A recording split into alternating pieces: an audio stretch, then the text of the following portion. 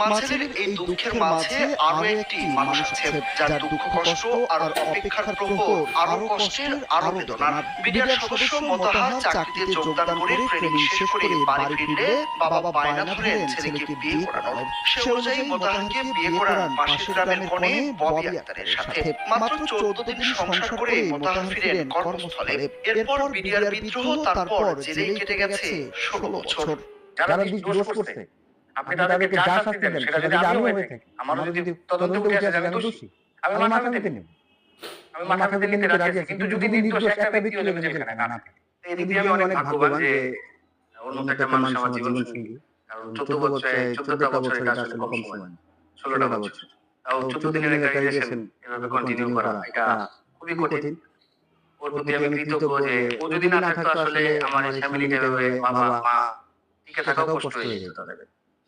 কারণ আমার হারানোর পরে তারা তো নিঃসঙ্গ একা হয়ে গেছিল।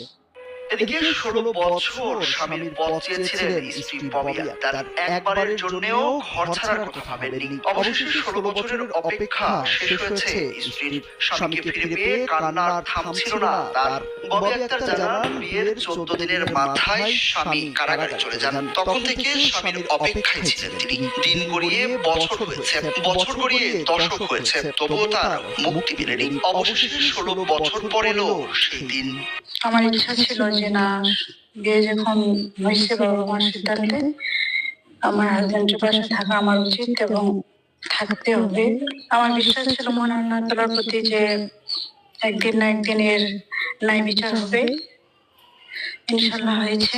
আমরা অনেক খুশি হয়েছি। ওনার সবচেয়ে বড় কথা আমার শ্বশুর, উনি আমার বাবার চাইতে অনেক বেশি এবং আমার শাশুড়ি আমার মায়ের চাইতে অনেক বেশি।